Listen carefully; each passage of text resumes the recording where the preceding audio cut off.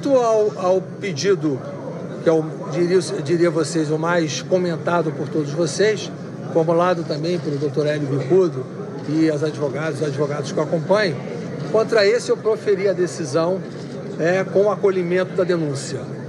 E esse acolhimento se deu basicamente porque ele coloca, e a cópia do parecer está aqui definitivo, são 22 páginas de parecer, que está sendo levado à publicação hoje, que eu vou mandar distribuir a cópia para todos vocês. Ela se dá basicamente, trata-se da argumentação de 2014, porém a de 2014 foi por mim refutada, porém a argumentação para o ano de 2015, ele traz a edição de decretos sem números, no montante de 2,5 bilhões de reais, que foram editados em descumprimento à lei orçamentária, afrontando a Lei 1079 no seu artigo 10º, parágrafos 4º e 6º. Consequentemente, mesmo a votação do PLN 5, mesmo ele aprovado e sancionado, não supre a irregularidade de ter sido editada a norma em afronta à lei orçamentária. Então, o embasamento disso é única e exclusivamente de natureza técnica e o juízo do presidente da Câmara é único e exclusivamente de autorizar a abertura, não de proferir o seu juízo de mérito, que será a comissão especial que irá fazê-lo e poderá acolher ou poderá rejeitá-lo. E o processo vai seguir o seu curso normal, com amplo direito de defesa do contraditório que deverá ser colocado. A mim não tem nenhuma felicidade de praticar esse ato. Eu não o faço por nenhuma motivação de natureza política. Eu, como eu disse aqui anteriormente, refutei e rejeitei todos. E o rejeitaria se estivesse em descumprimento da lei. Mas, infelizmente, por mais que eu tentasse buscar qualquer caminho de interpretação e por todos os pareceres que chegaram até a mim pela consultoria legislativa, pela assessoria jurídica e por terceiros as quais eu consultei, não consegui encontrar um que conseguisse me desmontar a tese a qual está sendo aceita hoje. Ainda hoje, eu recebi com indignação a decisão do senhor presidente da Câmara dos Deputados de processar pedido de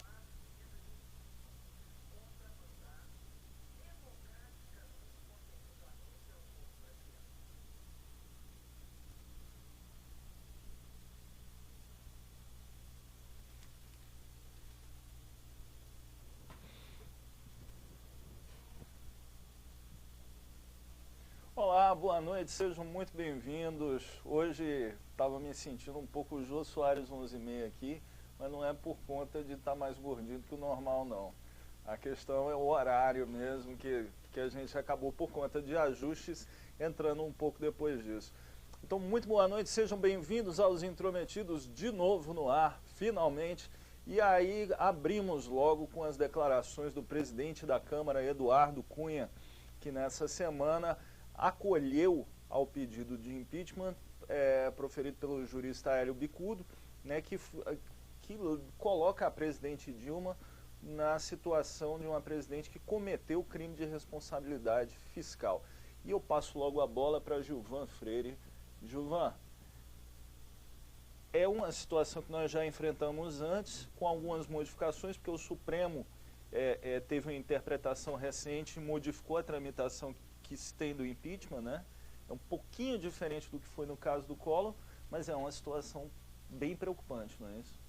Preocupante porque, de fato, é a primeira vez que se abre a possibilidade de tirar a presidente do poder.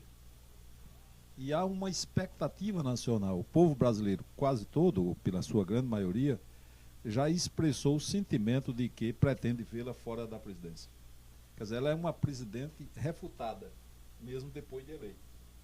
Então você veja que o Jacques Wagner, por exemplo, ex-governador da Bahia, ele diz hoje que acha que o país deveria ter um controle sobre o mandato, uma espécie de recall americano em inglês.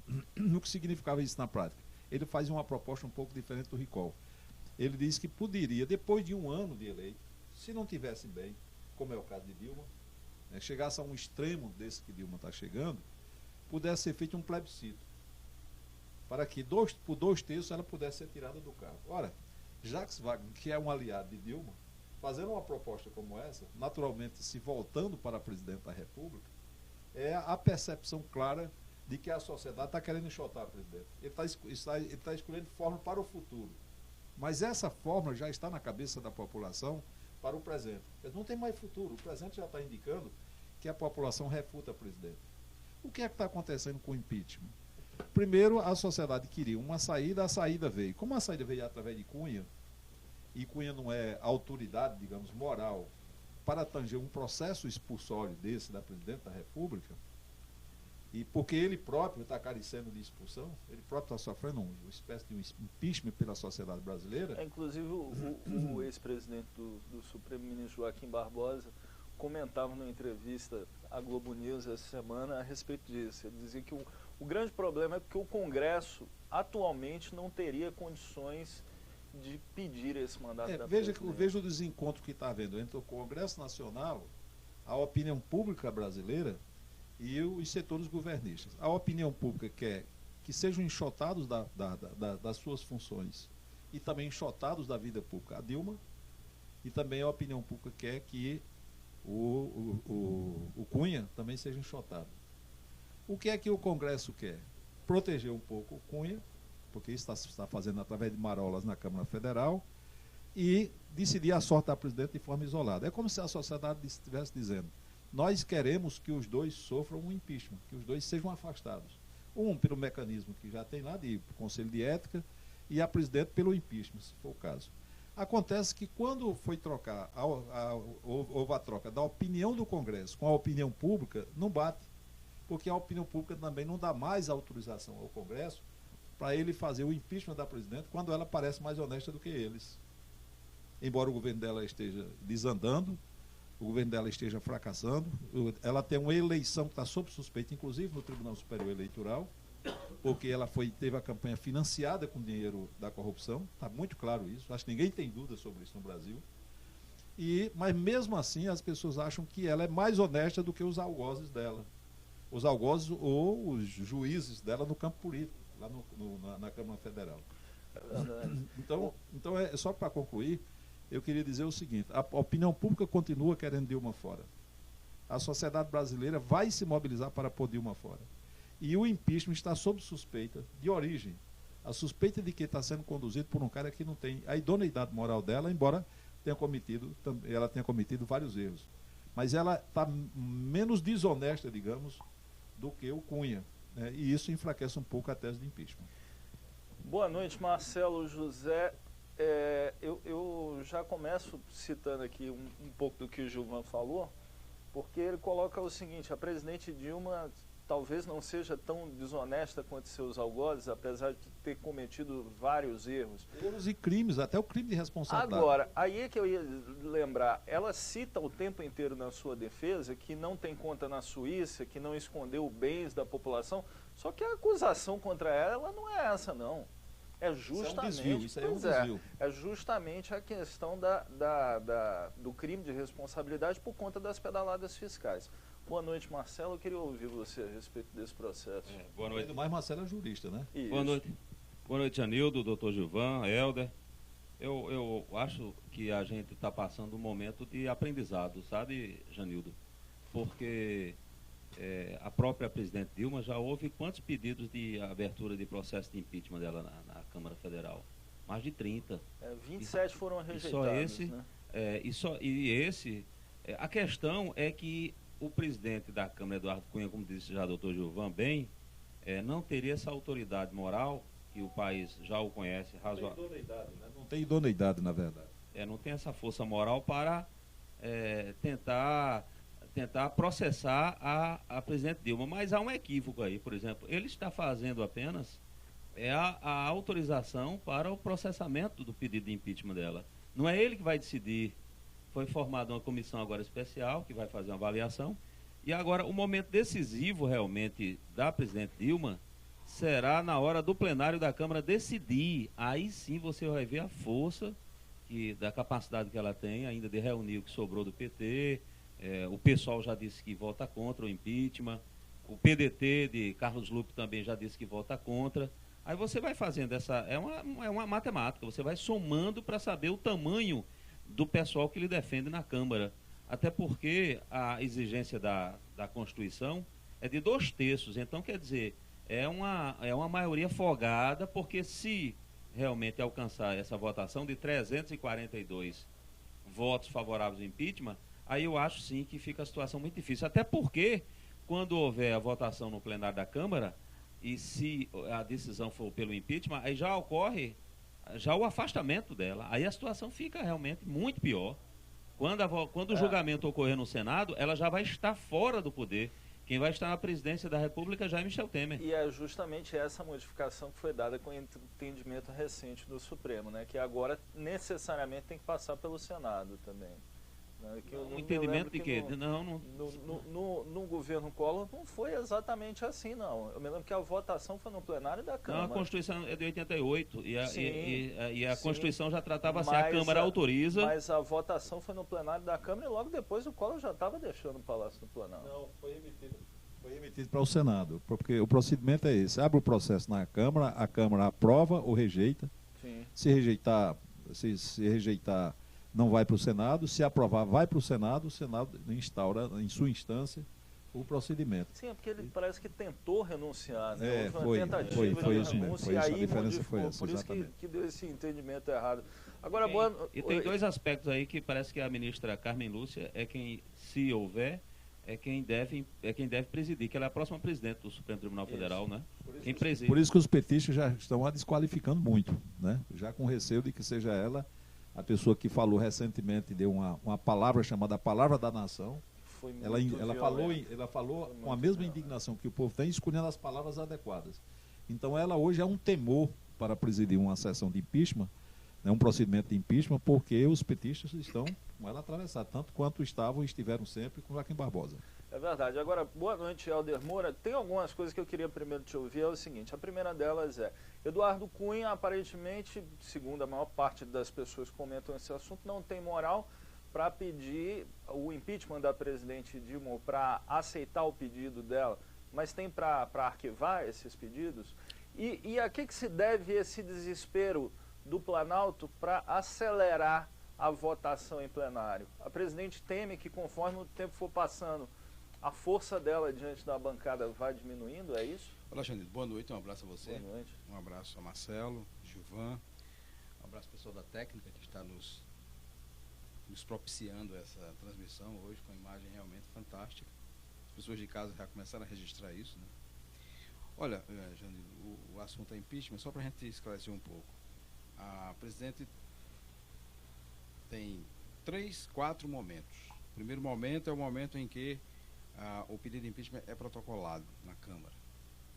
Então, esse primeiro momento depende do presidente. E aí Cunha, que era o personagem que estava naquele momento sentado, de 34 pedidos, ele rejeitou de pronto 27, tem 7, dos 7 ele escolheu um, que foi o de Hélio Bicudo, para acatar. Bom, obviamente que sobre Cunha pesa o seu comportamento de pouca idoneidade, né, diante de tudo que nós já sabemos, pelas mentiras explícitas dele em relação às contas dele na Suíça.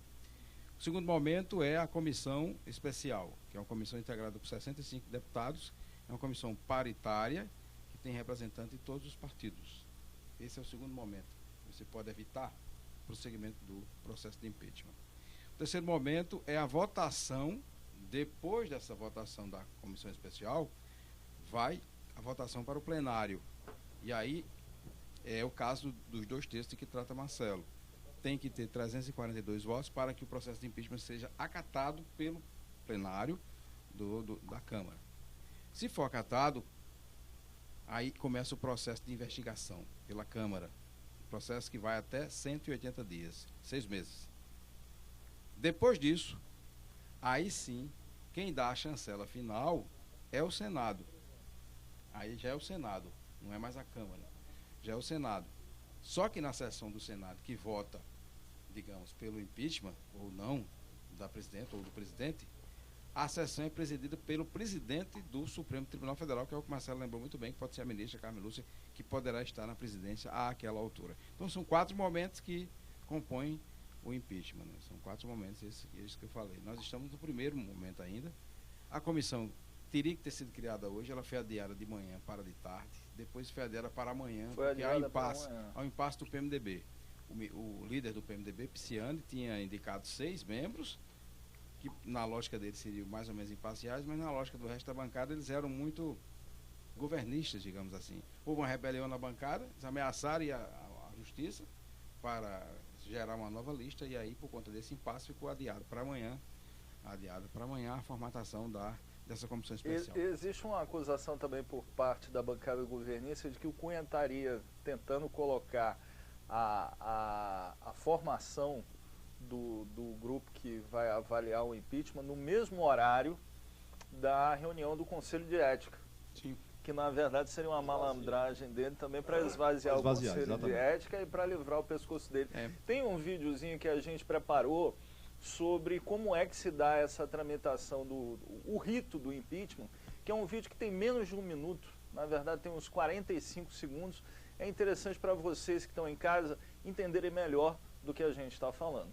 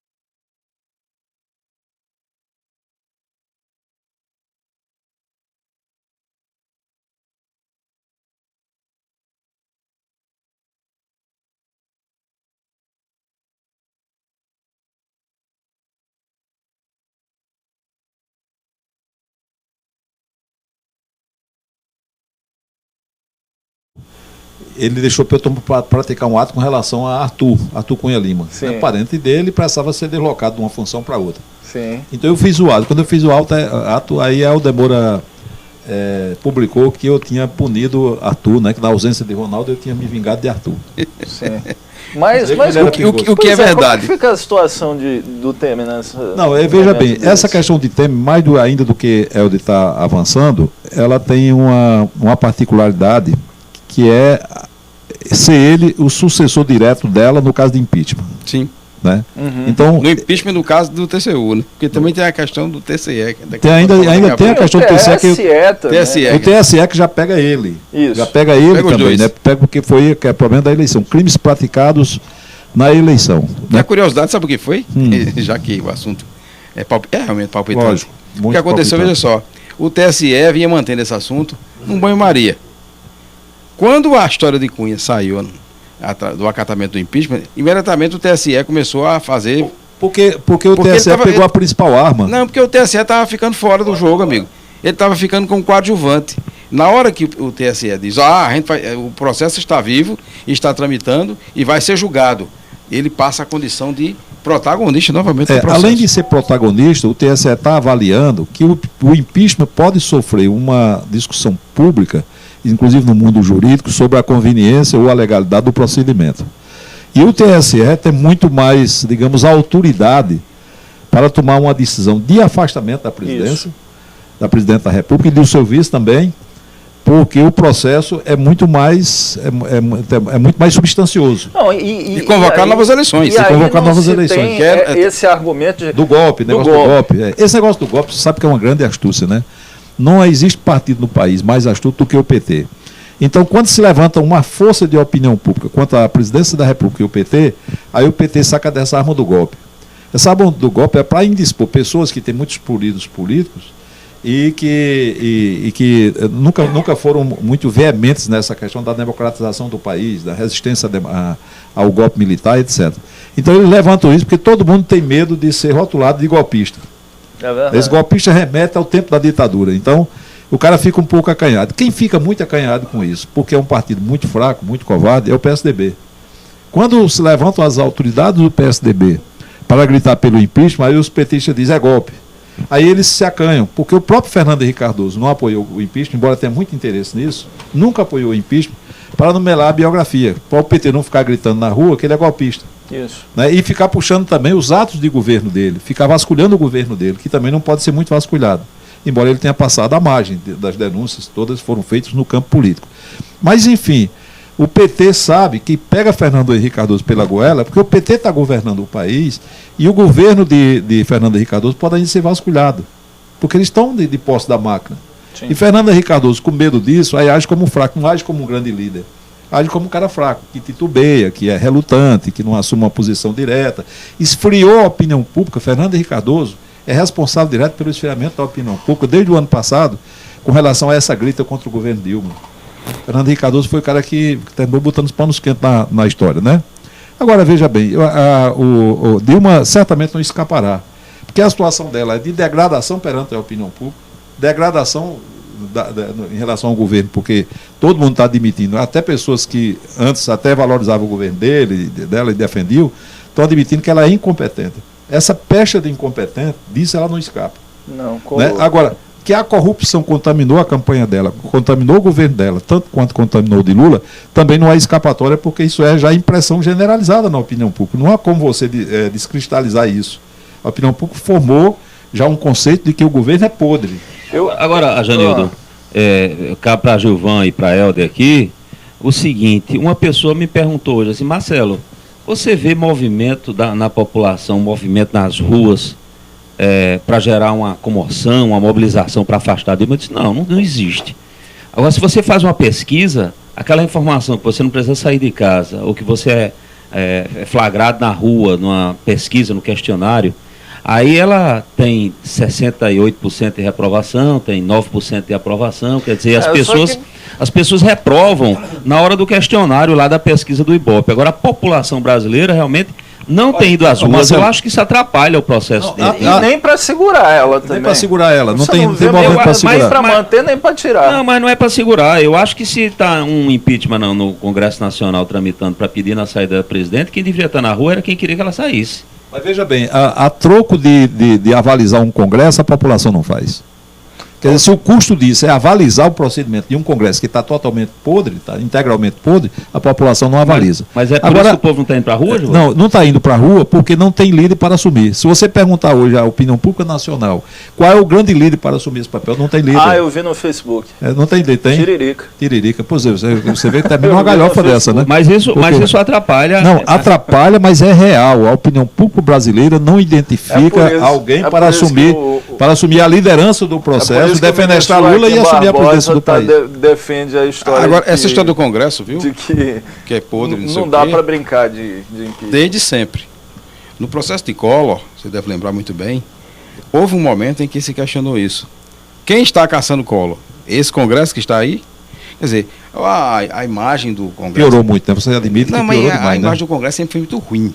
Sempre foi muito ruim. Ela é oscilante, às vezes um pouco, quando há um escândalo no Executivo ou no Judiciário, aí os olhos da nação se voltam para o outro poder. Mas quando não tem escândalo lá, eles se voltam todos para o Legislativo e mostra que o Congresso Nacional sempre teve uma imagem muito ruim. Por quê? Porque, na verdade... Teve tão ruim quanto agora, que essa é uma circunstância. Muito ruim. No período de Collor, a compra de votos foi aberta. Está havendo ainda. Está aberta. Agora está vendo. Sim, agora está mais ou menos. Está começando. Porque, na verdade, é o seguinte... Essa resistência da época, Helder, foi Ivan Buriti, não foi? Só foi Ivan Buriti, que aliás ele foi quem me salvou de um processo. Foi? Foi. Porque a época que aconteceu... Você veja como são as coisas, Janildo. O que aconteceu no Brasil naquele período de Collor, mas o Brasil estava precisando haver uma mudança. Então havia o presidente do Bamerindos, Eduardo, não sei o quê, não estou lembrado do nome dele, Andrade, alguma coisa assim. E ele queria ser ministro da Agricultura. Então foi o que ele fez. Foi ministro da Agricultura. Aí ele foi a Itamar Franco. A Itamar disse, se você tiver a maioria do Congresso, eu lhe indico. Porque naquele tempo havia essa história que Collor tinha caído, lá e o Congresso estava muito forte, né? Então ele fez o quê? Ele fez um empréstimo gracioso, ele tinha o banco, $50 mil para cada deputado que assinasse, subscrevesse a lista para que ele fosse escolhido ministro da Agricultura. E aí... os parlamentares da Paraíba, todos eles fizeram. Entraram na listinha dos Só quem não entrou foi Ivan Buriti, porque Ivan Buriti era o único Collor da bancada. Ele era contra Itamar. E aí eu denunciei isso. Eu denunciei essa história e fui processado por 11 deputados federais da Paraíba. Naquela época o corregedor era Vital do Rego, pai de Veneziano e Vital Filho. Ele foi quem comandou o processo junto com José Luiz Cleirô. E aí quem me salvou foi exatamente Ivan Buriti, porque ele chegou e deu uma declaração e disse, não ofereceram 50 mil não, isso é mentira, ofereceram $200 mil que ofereceram a mim também. Rapaz, e aí usei a declaração dele. Uma última, numa palavra para a gente vencer. Agora veja só o que aconteceu ali, quer dizer, lotearam o ministério, amigo. Mas o Brasil estava tão carente de uma mudança que passou por cima disso. Isso é imoralidade, é como se hoje o cara quisesse ser ministro de alguma coisa no Brasil e dissesse assim, aí a presidente traga tantos votos que eu vou e lhe nomeio. Isso é imoralidade. Agora, Janildo, todos os jornalistas que testemunharam o impeachment de Collor e todos os escritores que escreveram sobre os episódios da época, escritores mais da linha política, eles admitiram que Collor caiu porque não teve a estratégia correta de vencer o Congresso. E a estratégia correta o que seria? Pagar o preço. Sim. Que Dilma está pagando agora. Por que é que o PMDB está dividido? Porque o PMDB sabe que o sucessor de Dilma, havendo o impeachment, é Temer. Por que o PMDB está dividido? Porque ela divide com cargos. O problema é que está faltando gente quer dizer, o desgaste é tão grande que as pessoas já estão apostando mais no futuro sem Dilma do que no futuro porque com ela. Porque tem um detalhe aí, Gilvan. Hoje, por exemplo, eu vi essa notícia. No momento em que Eliseu Padilha entregou a aviação, o Ministério da Aviação Civil, oferecer a outros. A presidente Dilma ofereceu automaticamente então, já não bancada do PMDB. Mas o caso é o seguinte, eu vi esse comentário interessante num desses noticiários. O PMDB, para o PMDB é melhor ter 7 ministérios ou ter o governo todo? É um questionamento essa é a lógica. Que é inevitável. Agora, eu só queria, porque é o seguinte... Isso é o balizador, só para concluir isso, porque Helder puxou um assunto que, só para fechar da minha parte, é o seguinte, o balizador é o seguinte, se Dilma tem capacidade de comprar muitos deputados ainda para ganhar a disputa no Congresso pelo impeachment, se ela tem essa capacidade, o governo ainda tem querosene para queimar, há quem aposte mais no próximo governo de Temer do que no governo dela. Então, o Temer está posicionado, que também o PMDB, essas autoridades... Porque para Temer é o céu é o limite. É o seguinte, é entre você ter um governo que está morrendo e um governo que poderá estar nascendo. Isso cria uma hesitação muito grande nos frágeis, nas pessoas que dependem de casa, tem um detalhe, de vantagem. Sérgio Moro está por aí. Aí você começa a ver um negócio de compra de voto e não sei o que. Ele descobre, a Polícia Federal descobre, aí você vê, vai ser um segundo momento, vai ser um segundo momento ruim. Não falta nada. Eu queria, para encerrar essa história do impeachment, que é o primeiro bloco, mesmo a gente tendo entrado com bastante atraso, eu queria uma aposta de cada um. Cai ou não cai? Helder Moura, Dilma cai ou não cai? Eu acho que a preço de hoje, a presidente, ela vence a batalha. Ela ganha essa batalha? Eu acho que ela ganha porque ela tem ainda os instrumentos que Gilvan se refere. Já nessa comissão especial, a gente percebe que a formatação dessa comissão é uma formatação meio que favorável ao Palácio do Planalto. Agora, é preciso perceber, e Gilvan pode falar, porque ele esteve lá, desse lado do balcão, não que ele tenha feito negócio nesse balcão, eu sei que não. Eu criticava Gilvan, mas esse aspecto aí Gilvan não tem. Rapaz, que reconhecimento o Helder Moura fez agora. Sim, rapaz, claro. Gilvan tem que guardar esse programa aqui. As nossas críticas eram do campo ideológico. Você sabe que quem se comporta bem só fica confortado. Né? Não tira mais nenhum proveito a não ser ficar confortado. Não tinha como eu levantar qualquer questionamento desse em relação a Gilvan, que ele foi deputado federal.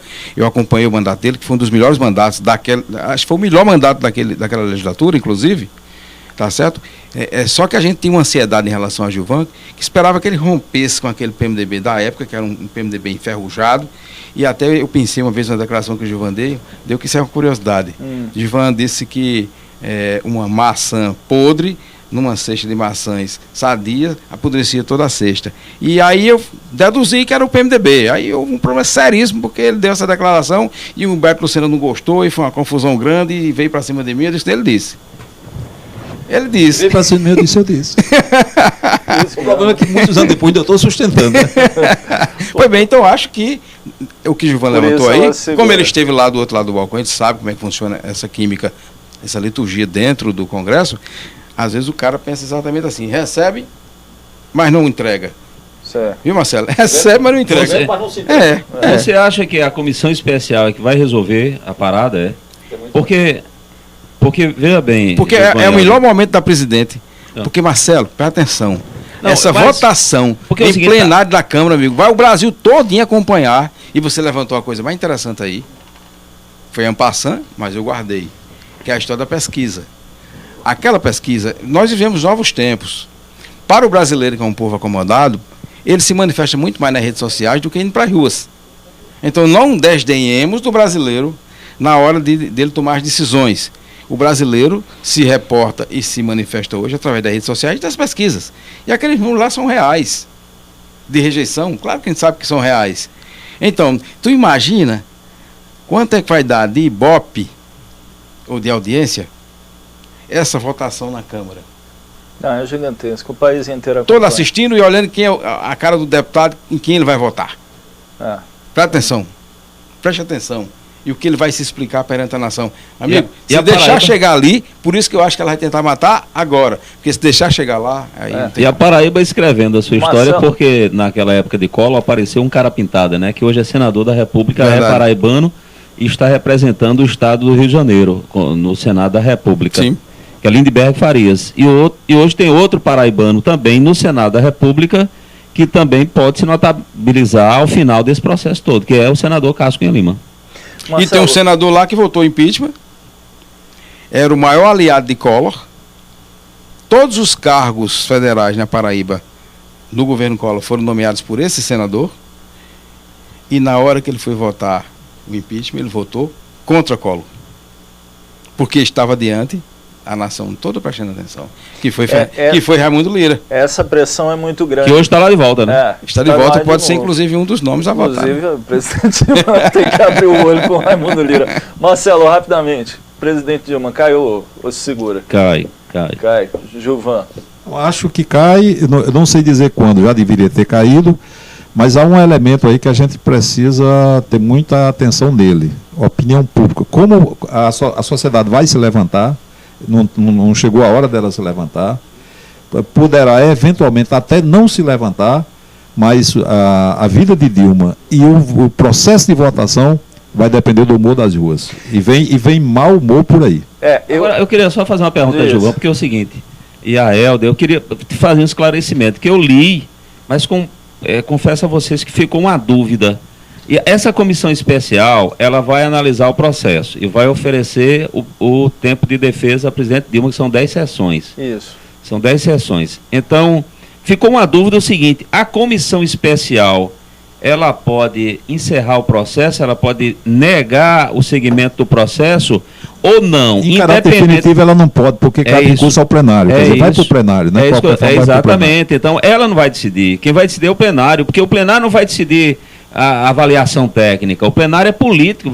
Os grupos vão se formar e vão dizer o seguinte, se houver um grupo grande para dizer assim, vamos fazer o impeachment, faz. Então essa comissão, ela... É por isso que ela está é só para criar tese, né? Regimentalmente, a comissão, se ela der um parecer desfavorável, o processo encerra. É o que eu li hoje. Regimentalmente é isso que diz o processo de impeachment. Pode ser que haja um recurso ao plenário.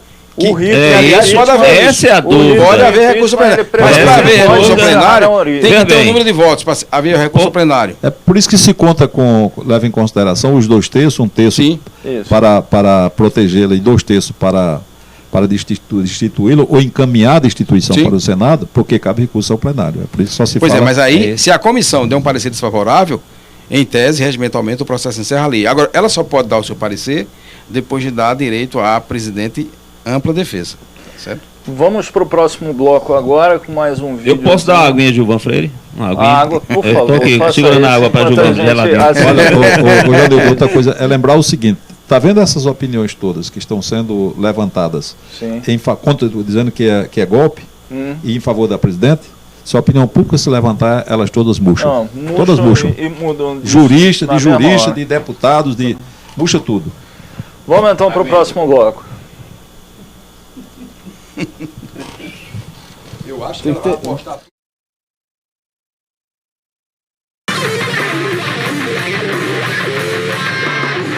O FBI disse que o tiroteio de São Bernardino, na Califórnia, que fez 14 mortos, está agora a ser investigado como um ato de terrorismo. Os suspeitos do ataque tinham sido identificados como Syed Rizwan Farouk, norte-americano de origem paquistanesa de 28 anos, e a mulher Tashfin Malik, de 27 anos. Fontes próximas do inquérito disseram que a mulher terá prestado aliança a um líder do Estado Islâmico através do seu perfil na rede social Facebook, e um site considerado próximo do grupo extremista classificou o casal como apoiantes da organização terrorista. E nós estamos tentando definir quando e quais serão os passos a serem tomados. E também temos uma ligação direta com a nossa agência de segurança interna, e foi justamente o que desencadeou a atividade em São Bernardino. E é por isso que conclamo todos que trabalham com tecnologia que ajudem as forças americanas a eliminar o Estado Islâmico. Estamos em casa e precisamos trabalhar juntamente para chegarmos a esse resultado. Bom, alguns passos devem ser tomados imediatamente. Precisamos de uma lei no Congresso que ninguém numa lista de perigosos possam ter acesso a armas, munições, ou que possam comprar armas. Essa é uma questão de segurança nacional. Nós também precisamos dificultar a venda de rifles, tais como aqueles que foram utilizados em São Bernardino. Eu sei que alguns são contra qualquer tipo de medida de proteção contra armas, mas o fato é que essas agências, não importa qual o nível de segurança, é impossível identificar uma pessoa que possa vir a se tornar uma pessoa que traga atentados por alvejamento. É impossível. Nós precisamos, sim, dificultar o seu trabalho de assassinato, ou seja, impedir que matem as pessoas. É necessário fazer uma triagem mais rígida das pessoas que entram nos Estados Unidos sem vistos, para que saibamos se essas pessoas tiveram visitas em lugares que estão em guerra. E, por fim, se o Congresso acredita no que eu acredito, que estamos de fato em guerra contra o Estado Islâmico, é necessário, então, continuar a autorizar o uso da força contra essas forças terroristas. Ao longo dos anos, eu autorizei vários ataques aéreos contra essas agências que são inimigas dos Estados Unidos e da paz.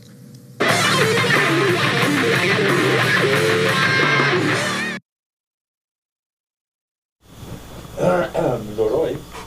Você tem reação aí? Áudio e imagem perfeito. Bom, nós acabamos de assistir um vídeo em que foi mostrado o ataque terrorista ocorrido nos Estados Unidos essa semana. Né? Essa discussão sobre o Estado Islâmico é impossível porque a gente se faz na hora do jantar em casa. Eu tenho certeza que todos nós conversamos com uns amigos, com a família a respeito disso. Só que tem um detalhe.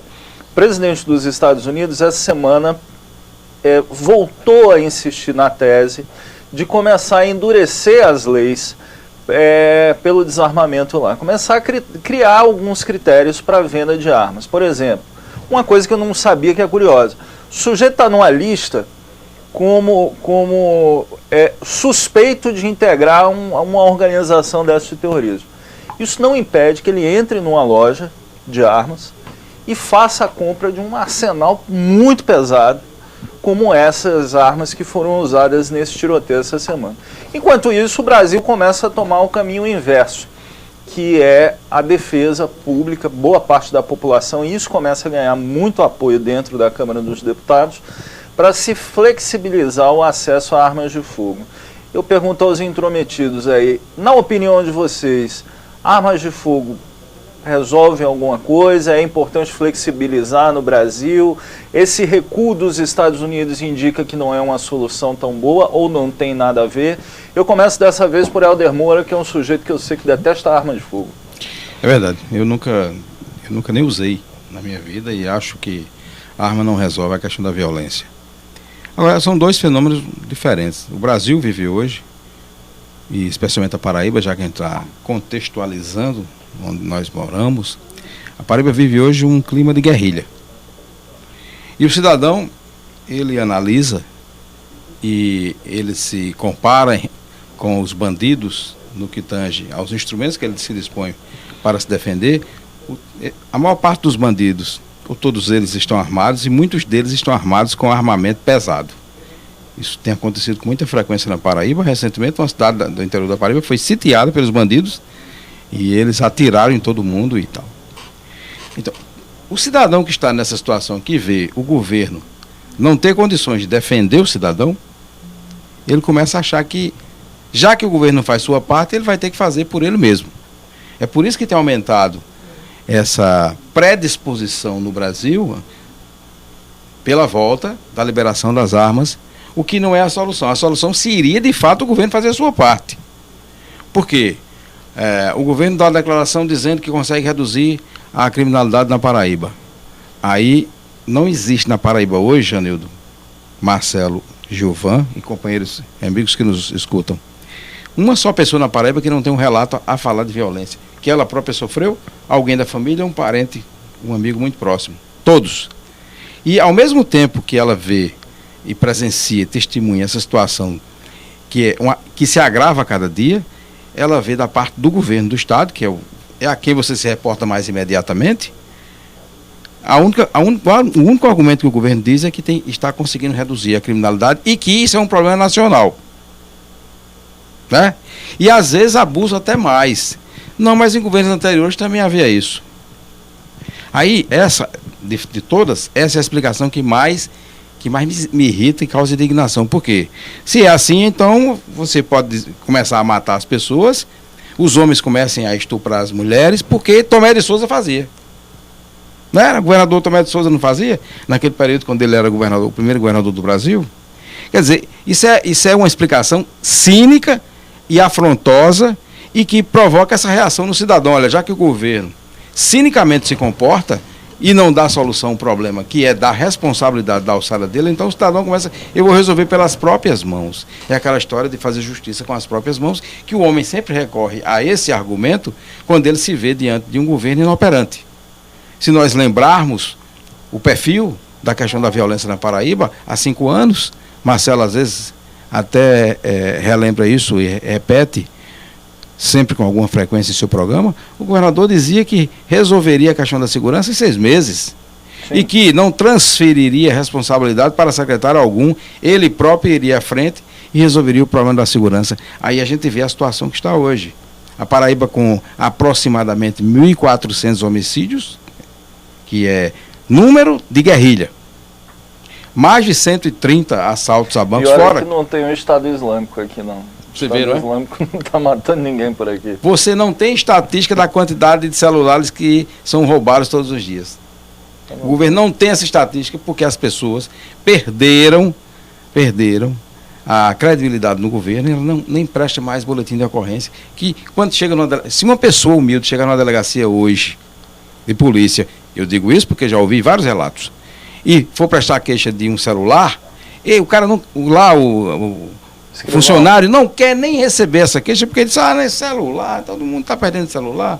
Quer dizer, o cidadão é alvo de galhofa quando ele vai tentar defender seu interesse, seus direitos. Então, na verdade, a violência na Paraíba tornou-se algo que é caso de polícia, porque o governo não tem absolutamente mostrado competência para resolver o problema. Há poucos dias eu via o governador anunciando, até quando acerta ele erra, ele anunciando que estava entregando às ruas um contingente de 520 homens armados e tal, em coletes, e eu perguntei, gente, não é para ser assim não? Quer dizer, o homem vai sem armas, sem colete, sem nada para as ruas? É a obrigação do governo para ir lá o profissional que vai para as ruas. No mesmo dia, o comandante da Polícia Militar, o coronel Euler Chaves, dava uma declaração dizendo que a culpa da violência era do cidadão, que anda descuidado por aí. Das redes sociais. Quer dizer, aí você começa a pensar, e você vê o governador Ricardo Coutinho compactuando com essas declarações, porque jamais o coronel Euler daria uma declaração dessa se não fosse compactuando com o governador. Quer dizer, aí chegamos ao momento em que, na Paraíba de hoje, você deve o quê? Proibir celular e internet. Não, o secretário já havia proposto uma vez que a forma das mulheres teriam de reagir. Sim, fazendo careta, né? Fazer careta. Eu agora veja, então. Só lembrar que a Vazio Bezerra tinha colocado a culpa na tropa, né? Na verdade, a tropa já. Quer dizer, a culpa é de todo mundo, menos do governo. População. Aí a gente vê aqui, até Gilvan trouxe aqui um relatório interessantíssimo. Sim. Do orçamento. É a proposta, a gente pode voltar esse tema depois, mas já que tocamos nesse assunto. O orçamento da Polícia Militar no ano de 2015 foi de 549 milhões. É o menor do Nordeste, dos estados nordestinos. Todos os demais estados nordestinos investem muito mais. Pernambuco investiu 17 bilhões o ano passado em ações de segurança pública. Aí, resultado, a Paraíba era 549, está sendo aqui em 2015, e projeta 532 para o próximo ano, quer dizer, está reduzindo o orçamento da Polícia Militar. Ou seja, combate à violência não é prioridade. De quanto foi a inflação no período? Sim, ainda tem mais isso. Existe uma previsão de inflação. É claro, veja só, se você cai de 549 para, esses números redondos, para 532, já é uma redução de 3,24%. Quando você soma em cima desse valor os 10% da inflação do período, vai para 13,24% a menos. Uma área crítica como essa. Como a segurança. Quer dizer, aí eu gostaria até de ouvir o Marcelo, que ele é muito mais percussiente do que nós nessa área de segurança pública e entende muito mais os mecanismos de enfrentamento à violência pela Polícia Militar. Quem entende mais é o secretário. Deveria entender, né? O secretário entende muito também, né? O secretário é o expert no assunto. Entende também de música, né? De forró. Né? Ele toca sanfona. E bem. Não, mas aí tudo certo. Eu acho que todo cidadão pode ter direito a ter seu instrumento. Eu concordo também. Pois é, muito bem. Agora veja. Eu senti uma defesa dele e toca bem. Toca 17 bem. Milhões a menos, num clima de violência crescente. A Paraíba está batendo esse ano, 2015, todos os recordes de violência comparativo aos anos anteriores, mesmo em termos proporcionais. Quer dizer, mas nós vamos ultrapassar, lamentável e lastimavelmente, 1.500 assassinatos em 2015. Isso é número de guerrilha, amigo. Nem o Estado Islâmico mata desse tanto de gente. Nem o Estado Islâmico. Quer dizer, é uma região que não tem guerra.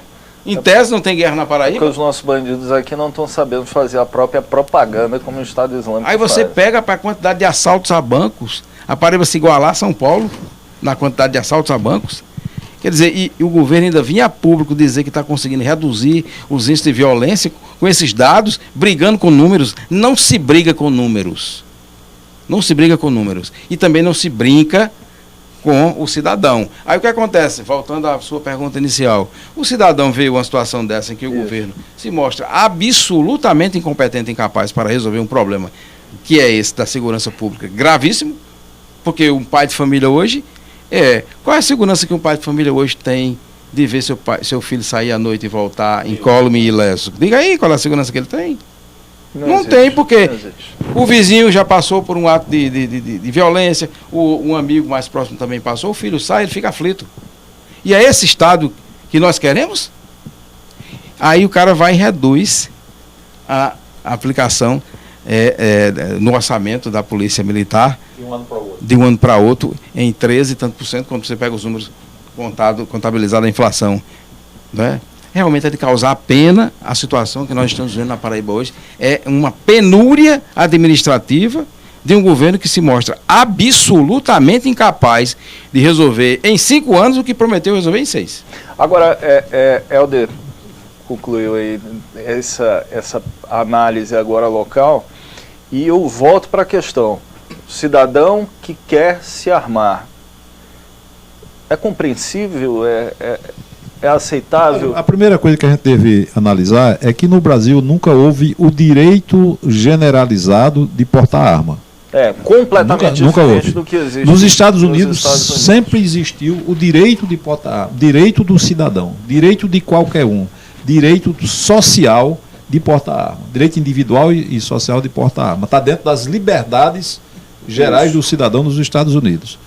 O que está se propondo nos Estados Unidos não tem nada a ver com o que está se propondo no Brasil. Quer dizer, os Estados Unidos estão querendo dizer que agora as pessoas vão ter de portar arma sem o direito universal de portar arma, universal dentro do país.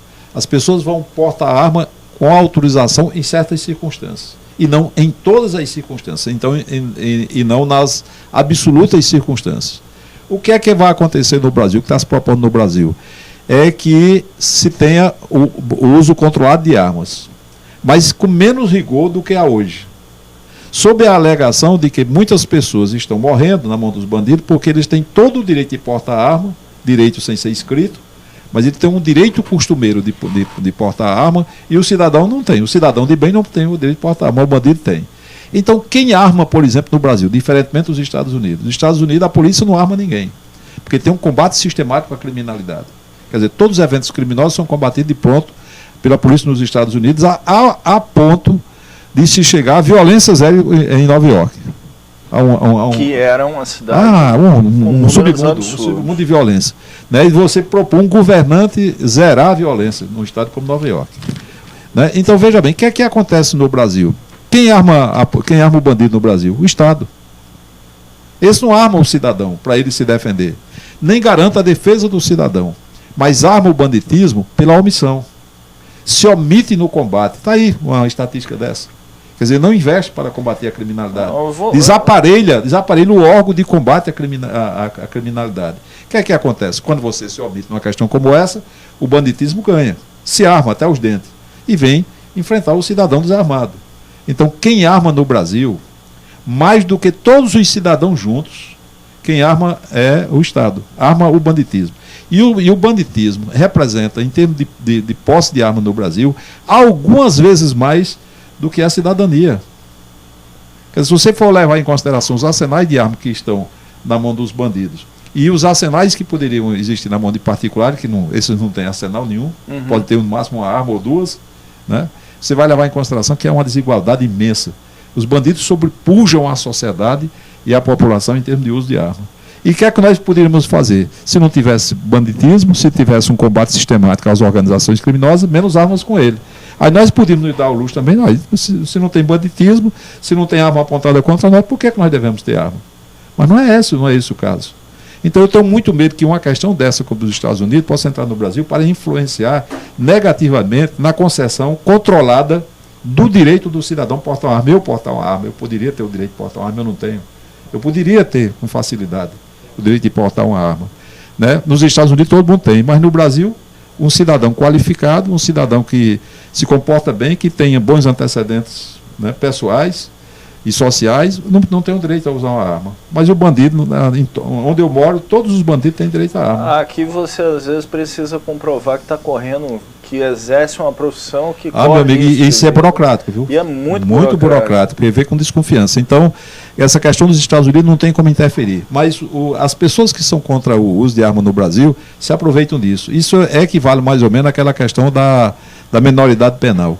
Quando eu vi a discussão sobre a menoridade penal, e participei em alguns lugares, inclusive com o Marcelo José, lá no programa dele, a gente chega à conclusão que como as estatísticas são usadas de forma equivocada para tentar convencer as pessoas, para tentar enganar as pessoas.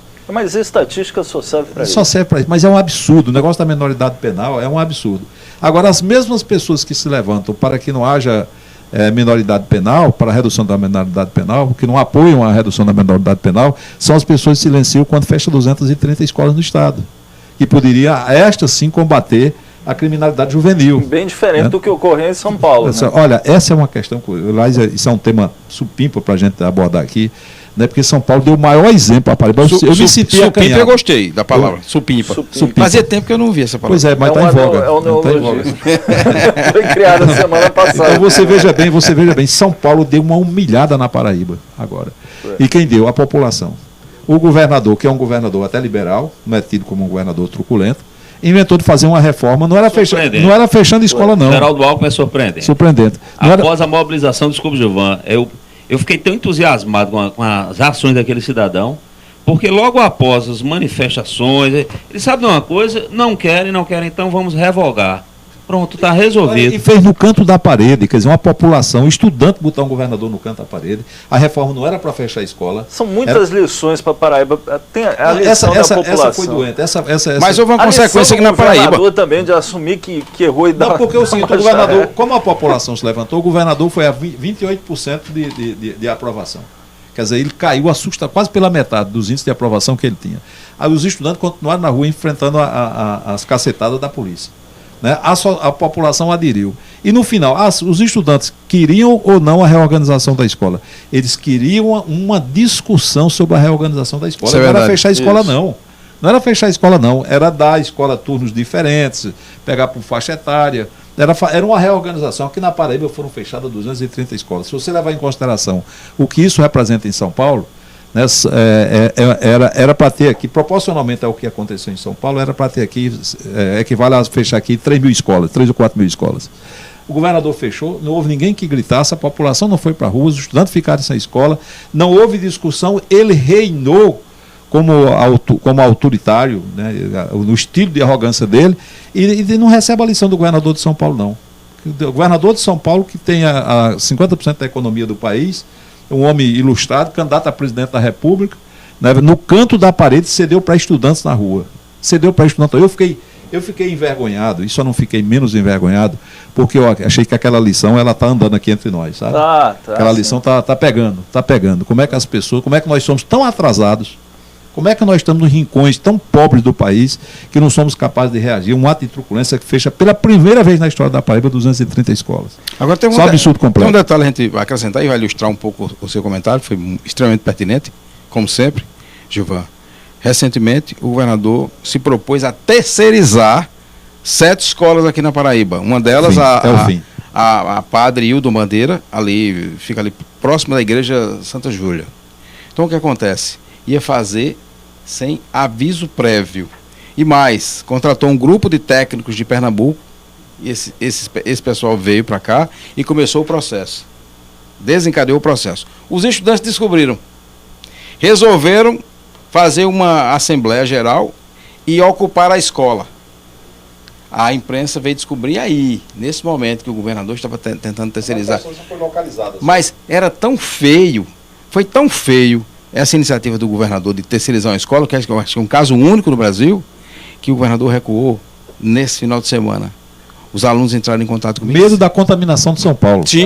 E lá o Ministério Público também se levantou. Pronto. A sociedade foi para a rua e o Ministério Público chegou perto. Aqui, lastimavelmente, não foi. Não foi. E lá, e aqui na Paraíba, depois que houve a mobilização dos estudantes, Marcelo, eles ligaram para mim na sexta-feira para dizer: obrigado pelo apoio da imprensa, porque nós conseguimos evitar a terceirização de uma escola, que é a Ailton Bandeira. Você está lembrado do que o governador de São Paulo disse? Quando houver necessidade de fazer qualquer mudança em qualquer escola no estado de São Paulo, a população será ouvida. A população, os pais do aluno, os alunos e os servidores das escolas. Mas aqui, essa coisa de democracia não chegou, né? Diálogo na Paraíba, ele era pregado apenas quando o cidadão era vereador, depois quando era deputado, porque depois que ele assumiu a prefeitura de João Pessoa, ele pegou essa palavra diálogo e riscou completamente do seu vocabulário, porque, amigo, ele era um dos maiores críticos dos governos anteriores de Maranhão. No caso desse fechamento de escola, se Ricardo Coutinho fosse deputado estadual, ele já estava na rua. E que mais? E o governador já tinha recuado. Você quer mais? Ricardo Coutinho estava na rua, na greve da UEPB, que Marlene Alves fez a greve, inclusive greve de fome. E agora, a mesma UEPB que fez aquela greve, fez agora uma greve de 5 meses e o governador não recebeu ninguém da UEPB, só depois que ele decidiu. E tripudiou. Ainda disse que eles estavam de férias. Só recebeu depois que eles encerraram o movimento. Eu fico ansioso aqui para ouvir Marcelo sobre o tema que a gente estava inicialmente. É horroroso cortar um assunto desse que é extremamente produtivo. É bom derivar por outras áreas. Eu fico ansioso para ouvir você um pouco a respeito dessa questão do armamento e do acesso do cidadão, como o Gilvan disse muito bem. O cidadão, eu pessoalmente acredito que o cidadão deveria ter pelo menos o direito de se defender, né? Qual a sua opinião quando o Estado não defende sobre isso? Mas essa história, Janildo, me perdoe aí a sua posição. Primeiro o seguinte, eu acho que existem pessoas assim mais qualificadas, especialistas que pudessem trazer para cá uma linguagem técnica para falar sobre isso, questão de armamento dos cidadãos.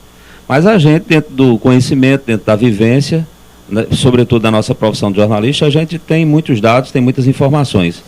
Essa história de você dizer que o cidadão tem o direito de se defender colocando uma arma na mão do cidadão é um equívoco grande. Porque as polícias, os especialistas dizem que numa circunstância de assalto você não deve reagir. Se você tiver ou não uma arma, se você tiver uma arma, a chance de você reagir e de você ser assassinado, ela cresce enormemente. Não significa que você tendo a arma, você vai enfrentar o bandido.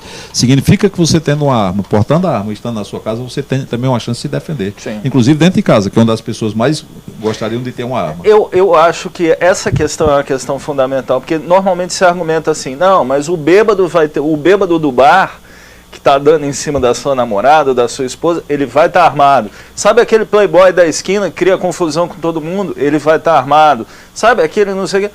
Poxa, então vamos criar então para as pessoas ficarem em casa, pelo menos, porque é uma das situações horrorosas. Eu acho que, salvo engano, você passou por uma situação dessa de assalto, não passou, Marcelo? Já passei por uma situação dessa de assalto. Eu vou dar só um exemplo a você. Essa madrugada de hoje, de segunda-feira, de ontem, domingo para hoje, houve uma tentativa de explosão de um caixa eletrônico dentro de automóvel, né? Como eu não esqueci agora o nome da loja, do lojão de automóvel que tem aqui na BR, aqui na BR-230. Shopping do automóvel, né? Shopping do automóvel. Então, o que é que acontece? O chefe da segurança de lá, ele estava no setor, estava trabalhando, quando ele estava lá e recebeu a informação que os bandidos estavam no local. Em tempo real, ele com as câmeras ligadas lá no shopping do automóvel, ele viu os caras pularem, tentarem com maçareca arrombar o caixa eletrônico, e ele vendo isso. Então foi o que ele fez imediatamente, ligou para a polícia. Sabe com quanto tempo a polícia chegou no local? 40 minutos depois. Aqui na BR, com 10 minutos você sai de um batalhão, uma viatura, cercava lá, tanto que depois até outras pessoas deram opiniões especializadas, porque você sabe por que o policial não vai para um embate desse? Porque ele tem medo. Ele é treinado, ele está com colete à prova de bala, ele está com armamento, ele tem tudo para se defender. Ele não quer ficar de frente a frente com o bandido, porque ele não sabe o armamento que o bandido tem, entendeu? Então o que acontece? Porque a polícia só chegou 40 minutos depois, inclusive setores da imprensa, que são assim extremamente subordinadas ao governo do estado da Paraíba, coloca a polícia, frustrou o assalto. Isso é uma mentira deslavada, camarada. Não pode fazer isso com a população, não. Quando a polícia, vamos falar sério, quando a polícia chegou lá, os cabos tinham ido embora. A polícia chegou lá. Agora, você vai criticar o policial de forma nenhuma. Um policial inteligente não vai ficar de peito aberto com um bandido num assalto. Ele espera em algum lugar, liga o giroflex, liga a sirene, dá tiro, para os bandidos correrem para ele poder chegar, tá entendendo a situação. Aí disse, não, bandido, a polícia frustrou. A polícia não frustrou. A polícia chegou no local onde os bandidos estavam tentando, com maçareco, abrir o caixa eletrônico lá, e os bandidos foram embora, e a polícia chegou depois. Então, se a polícia não quer ter esse tipo de contato com os bandidos, você imagina o cidadão. Eu acho um equívoco grande. Agora, há uma demanda reprimida na sociedade por causa da falta de estrutura do Estado. O Estado está se omitindo de fazer o que é o dever de casa dele. O cidadão diz, não, mas ela é uma propriedade privada, o Estado tem que ir, porque o cidadão, aquela empresa está pagando tributos, o cidadão está pagando tributo, ele fica ameaçado no seu direito de ir e vir, a sua liberdade, entendeu? E os tributos são pagos para o Estado fazer isso, dar um mínimo de segurança para a sociedade, e não faz isso. Então a sociedade, se acha que o Estado não faz, eu vou fazer. É um equívoco, é um erro. O Estado é quem tem que fazer. É como lá em São Paulo, o governo vai fechar a escola. Não, a gente vai para a escola lá fazer movimento e o governo recuou. Agora aqui a população da Paraíba, a gente vê todo mundo, cada um resolve o seu problema individualmente, entendeu? Com o seu deputado, com o seu vereador, seja lá com quem for, consegue o seu cargo, consegue sua vaga e está tudo resolvido. Os órgãos, Helder, aqui de defesa das mulheres, por exemplo, foi assassinada uma menina ontem. Agora há pouco uma mulher foi baleada, agora há pouco aqui. Teve tiroteio agora no Rangel.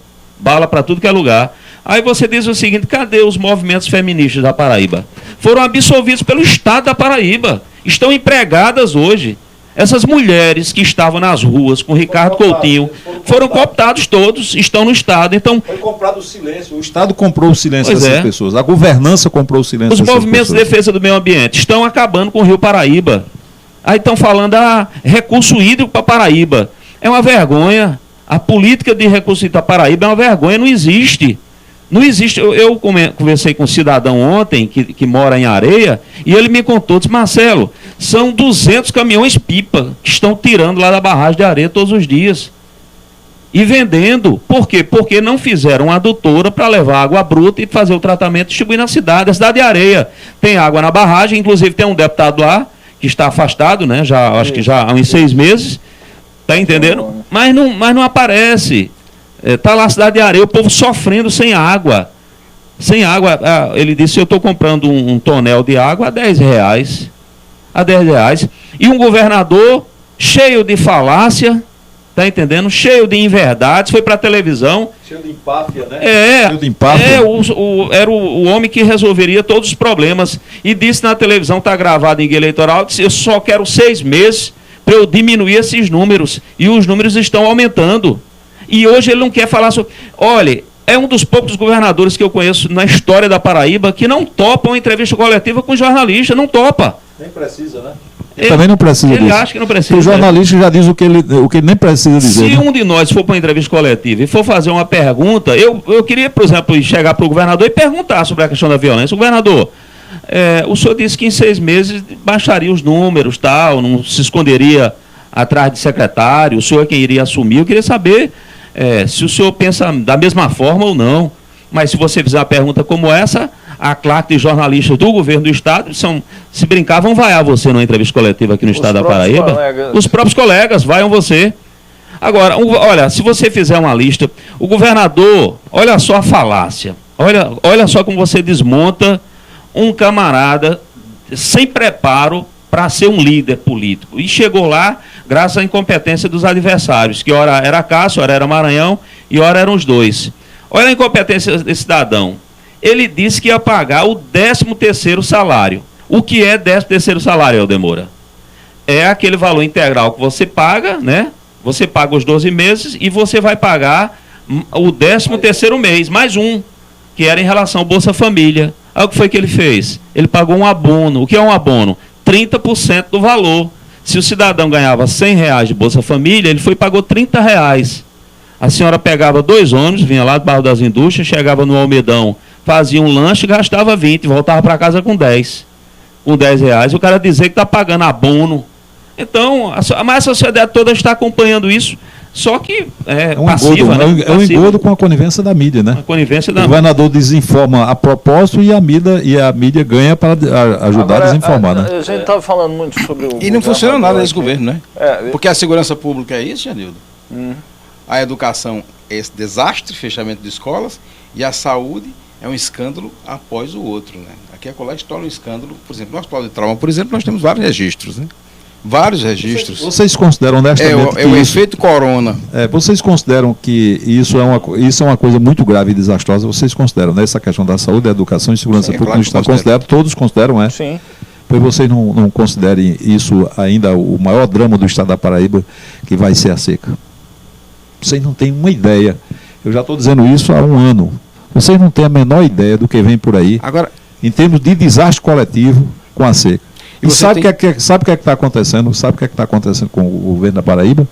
Vai por responsabilidade de seus antecessores, que é uma forma de fugir, como ele faz constantemente. Sim. Como ele bota a responsabilidade para o governo federal na segurança pública, que é do Estado.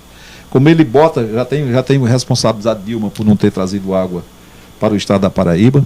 Vai faltar água, já está faltando água em Campina Grande, essa coisa vai ficar dramática. E Ricardo Coutinho vai responsabilizar os líderes políticos de Campina Grande para não assumir a responsabilidade. Ele já quebrou o Estado não tem mais recursos para investir nessa área. Ele está assediando Dilma para ver se aumenta a capacidade de endividamento do Estado, que o governo federal não quer fazer, que é uma temeridade. Ele pediu empréstimo de 1,2 bilhão de reais. Então é o seguinte, já começou a não pagar fornecedores aqui no Estado da Paraíba, já há alguns dias que não paga fornecedores, já tem atraso. Já tem atraso de 3 meses com conivência do Tribunal de Justiça dos precatórios. Os precatórios que eram obrigatórios de pagar, já tem atraso. E ele não vai ter recurso para bancar um programa hídrico. E não tem como arranjar dinheiro novo. Então você vai ter precatórios, o presidente do tribunal, desembargador Marcos Cavalcante, disse em uma entrevista essa semana numa emissora de rádio aqui na capital, que era o seguinte, eram 3 meses, mas o governador pagava 1 mês e ficavam 2 dentro. Olha, se o presidente do Tribunal de Justiça admite que o cara atrasa e por uma esperteza paga 1 para manter 2 em atraso, se admite isso e não tem providência, meu amigo. Porque parece que uma conivência explícita. Nós temos um vídeo agora para chamar, sobre o TCM, é uma declaração do deputado Gervásio Filho defendendo, parece, a gente estava falando sobre o governador, sobre as dificuldades financeiras. Vamos ver aí.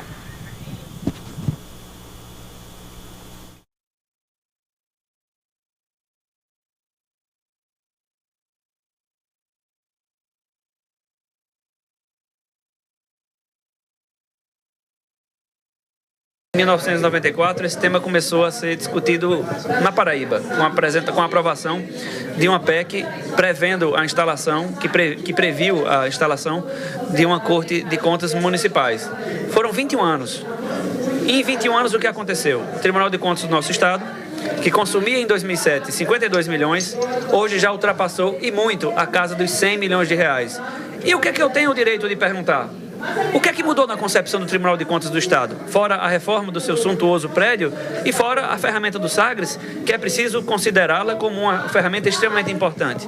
O que é que mudou? O sistema é o mesmo? A concepção do tribunal é a mesma? Ao longo de 44 anos de existência. E o que é que nós estamos defendendo?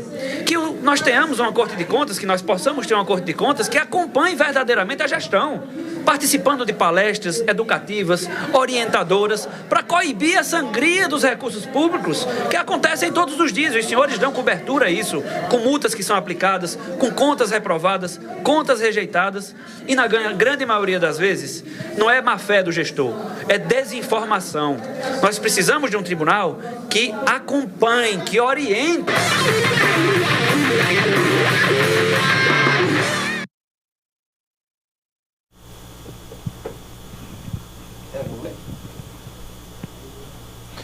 Voltamos aqui. A gente estava com... Vocês estavam em casa assistindo o Gervasinho falar e dada a velocidade com que as notícias vão se processando, Helder Moura estava aqui lendo a carta do vice-presidente da República, Michel Temer, para a presidente Dilma Rousseff. Quer que fale antes do TCM um pouquinho? Não. Vamos logo para a carta do Michel Temer, porque tá bem acima do Javazinho, né? Em qualquer aspecto que você compare. Vou dizer um negócio para você. Hoje, para Paraíba, essa história do TCM é bem interessante falar nela. Mas vamos logo matar a carta que a gente entra no TCM. Leia depois aí, a gente mata. Depois a gente mata o TCM. Só informação preliminar, um aperitivo. Dos 4 deputados que o PSB indicou para a comissão especial, 3 são assumidamente anti-Dilma. PSB, Partido É o contrário do governador. Né? Mas já houve a indicação do PSB já nacional, né? Já nacional. Pró-impeachment, né? Pró-impeachment. Vamos lá. Senhora Presidente, aqui tem um termo em latim que eu não conheço, verba vola, scripta mandat. Qual é o que foi escrito à mão, eu acho? Deve ter sido. É porque hoje ninguém confia mais em mandar mensagem por meios digitais. Senhora Presidente, por isso lhe escrevo, muito a propósito do intenso noticiário desses últimos dias e de tudo que me chega. Microfone, cadê o microfone? Nós estávamos acostumados com... Desculpem, por favor, desculpem. Senhora Presidente. Vamos começar tudo de novo. Desculpem. Estava acostumado com o microfone de lapela. Senhora Presidente, por isso lhe escrevo, muito a propósito do intenso noticiário destes últimos dias e de tudo que me chega aos ouvidos das conversas do Palácio. Esta é uma carta pessoal. É um desabafo que já deveria ter feito há muito tempo. Desde logo lhe digo que não é preciso alardear publicamente a necessidade de minha lealdade. Tenho-a revelado ao longo destes 5 anos. Lealdade institucional pautada pelo artigo 79 da Constituição Federal. Sei quais são as funções do vice. A minha natural descrição conectei aquela derivada daquele dispositivo constitucional e esse artigo quer dizer exatamente as funções que o vice-presidente deve ter.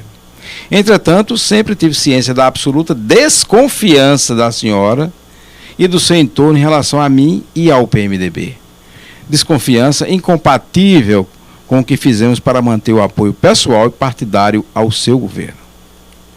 Basta ressaltar que na última convenção, apenas 59,9% votaram pela aliança e só o fizeram, ouso registrar, porque eu era o candidato à reeleição a vice.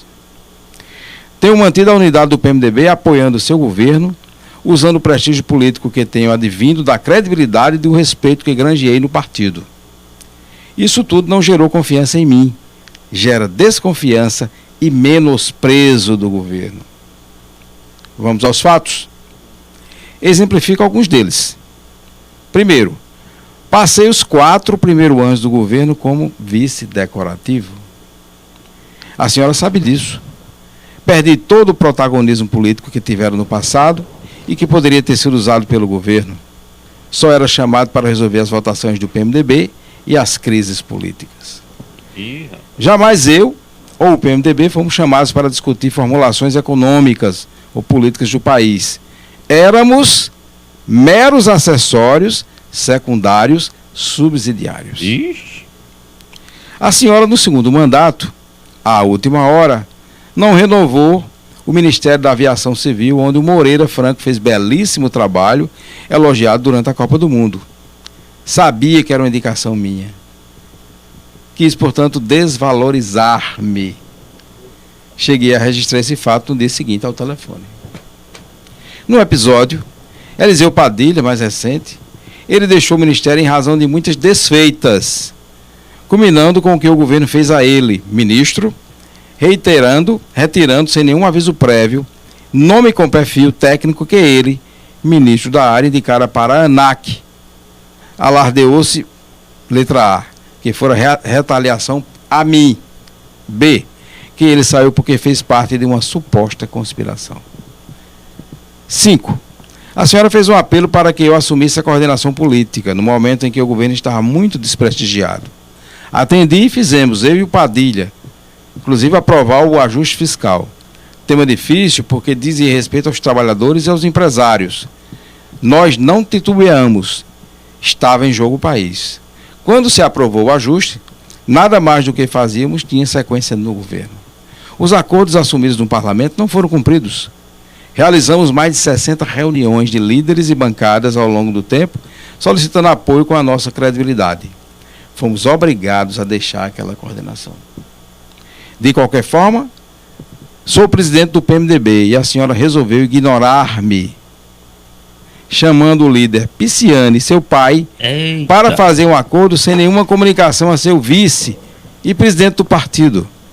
Os 2 ministros, sabe a senhora, foram nomeados por ele. E a senhora não teve a menor preocupação em eliminar do governo o deputado Edinho Araújo, deputado de São Paulo, e a mim ligado. 7. Democrata que sou, converso sim, senhora presidente, com a oposição. Sempre o fiz pelos 24 anos que passei no parlamento. Aliás, a primeira medida provisória do ajuste foi aprovada graças aos 8 votos do DEM, 6 do PSB e 3 do PV, recordando que foi aprovado por apenas 22 votos. Sou criticado por isso numa visão equivocada do nosso sistema. E não foi sem razão que, em 2 oportunidades, ressaltei que deveríamos reunificar o país. O Palácio resolveu difundir e criticar. 8.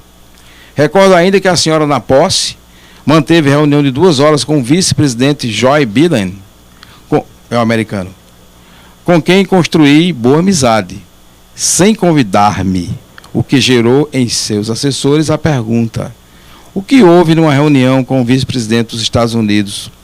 O do Brasil não se fez presente?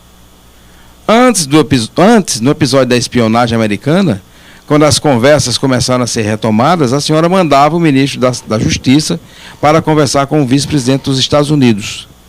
Tudo isso tem significado absoluta falta de confiança. Mais recentemente, conversa nossa, das 2 maiores autoridades do país, foi divulgada e de maneira inverídica, sem nenhuma conexão com o teor da conversa. Até o programa Uma Ponte para o Futuro, aplaudido pela sociedade, foi aquele programa do PMDB, cujas propostas poderiam ser utilizadas para recuperar a economia e resgatar a confiança, foi tido como manobra desleal. O PMDB tem ciência de que o governo busca promover a sua divisão, o que já tentou no passado sem sucesso. A senhora sabe que, como presidente do PMDB, devo manter cauteloso silêncio com o objetivo de procurar o que sempre fiz, a unidade partidária. Passados esses momentos críticos, tenho certeza de que o país terá tranquilidade para crescer e consolidar as conquistas sociais. Finalmente sei que a senhora não tem confiança em mim e no PMDB. Hoje e não terá amanhã. Lamento, mas essa é a minha convicção. Respeitosamente, Michel Temer. O Sandro Júnior colocava na água de molho, né? Porque depois o estranho é que ele tenha demorado tanto, né? Ele tenha passado por esse vexame todo, essa desmoralização completa, esse desprestígio ao longo dos anos, e tenha deixado o PMDB dentro do governo. Rapaz, tadinho, nesse desabafo, até a reunião com o vice-presidente. Quem imaginava que fosse uma carta, digamos, flor de laranja, se surpreendeu. A carta realmente é dura. É uma carta que eu acho que sela definitivamente o afastamento dele. Sim, é uma carta histórica, é uma carta histórica. E aí, a partir daí, ele vai construir a sucessão. O seu próprio caminho, né? O seu próprio caminho, é. Não tem volta. É porque São Paulo já demonstrou isso, que tem apoio aí dos setores de São Paulo econômico. Eu acho difícil um retorno depois dessas declarações. A divulgação dessa carta dentro do PMDB, vamos e convenhamos, quem estava na dúvida no momento desse fala, é melhor ser governo. Foi Helder que falou a respeito dessa dúvida da questão do PMDB, dessa briga interna, porque tem o Pisciani, né? Isso. E tentou pescar O Pisciani, ele citou nominalmente. Pisciani e o pai. E o pai. Você imagina qual é a situação do Pisciani hoje para conduzir uma bancada em que Temer manda mais na bancada do que o próprio Pisciani. Sim. Né, e estando em confronto com ele. Sempre mandou, aliás. Isso tem a ver também com o fato de que Pisciani fez as indicações para a comissão especial, hoje à tarde, hoje pela manhã, na verdade, e os 5 nomes que ele indicou de chofre eram todos pró-Dilma. Já está havendo uma reação dentro Daí houve uma reação do partido que iria à justiça para tirar de Pisciani a prerrogativa de fazer essas indicações. Veja só a situação que nós estamos. É por isso que a notícia é maravilhosa, porque a gente estava falando do TCM e aí eu É maravilhosa para quem a notícia? A notícia é maravilhosa porque ela vive você tem que analisar que tem telespectadores que são petistas. Teve um repórter local aqui que disse, rapaz, a notícia é muito ruim. Acabaram de aprender 500 quilos de maconha no senhor. Essa notícia é ruim porque eu não entendi. Tem gente que está se entregando aí. Tem gente comentando do mercado, né? De circulação. Tem gente que comenta, Gilvan, quando o repórter entra lá no sul-sudeste do Brasil, se o tempo, o tempo está excelente, sol, não tem possibilidade de chuva, aí o cara no sertão da Paraíba está assim, mas rapaz... Isso é tempo bom aonde, Isso é tempo bom é quando vai chover. Pra quem, né? Pra quem. Marcelo... Agora, a análise da carta... TCM, né? Vamos carta, pra gente somente arrematar. Vocês têm alguma dúvida de que essa carta é uma celebração de afastamento? Essa carta, ela preenche todos os comentários que poderíamos fazer. Eu só acho, como eu sou do PMDB há muitos anos, eu só acho o seguinte, que tem um certo oportunismo. Quer dizer, você espera que a pessoa entre em desgraça completa, como ela está em desgraça, para poder você revelar mágoas que ele tem, que todo mundo sabia que isso acontecia mesmo, e ele nunca revelou. Essa questão do PMDB, uma banda dentro do governo e outra banda fora, mas de forma consensual. E o Temer é responsável por essa banda que ficou dentro do governo, já devia ter saído há muito tempo. E ele vem ajeitando sempre isso. Por quê? Porque os amigos dele estão sendo contemplados. Ainda que não mandam os ministérios, mas estão sendo contemplados com o ministério. É sempre favorecido, sempre favorecido, sempre favorecido. E sempre sustentando a reação do partido, que já quis romper com a presidente Dilma já faz muito tempo. Ele ficou sustentando. Agora ele próprio é a vítima. Ele é a principal vítima. Só que agora ele pode dar o troco. E agora ele parte para tudo ou nada. Né? Tem um jargão na política. Tem uma questão, viu, daqui que diz respeito à Paraíba. Por exemplo, Zé Maranhão. O Zé Maranhão foi hostilizado por Dilma. Qual é a opinião do Zé Maranhão? Que eu não sei, nós somos amigos dele, nós não sabemos. Qual é a opinião do Zé Maranhão num episódio como esse? Zé Maranhão, Dilma esqueceu o Zé Maranhão quando ele deixou o governo, não arranjou nenhum cargo para ele, não fez absolutamente nada por ele, chegou à campanha aqui e dividiu o palanque com um concorrente dele. E não acreditava, nunca manifestou sequer uma opinião favorável à candidatura de Zé Maranhão ao Senado da República. Você está lembrando você está lembrando um episódio. Estou lembrando só um episódio. Existem outros. Outros na episódios. Campanha de 2010. Eu não vi para a campanha. Na campanha de 2010, a chapa era PMDB e PT, e Dilma se negou a vir para Paraíba, Dilma e Lula. Então o cara é um dos 81 senadores que estão lá no Senado. Essa é a hora, né? Então, além do mais, vamos relembrar aqui rapidamente um episódio. Se Maranhão estiver assistindo o programa, aí ele vai dizer assim, pronto, já deve... Tem um episódio interessante da onça. O vidente cego revelou meu voto. Mas o voto eu vou contar uma curiosidade. Aberto, né? Vou contar uma curiosidade aqui agora, Xandildo. E aí dá uma curiosidade. Essas curiosidades às vezes são importantes para compor a convicção em relação às coisas.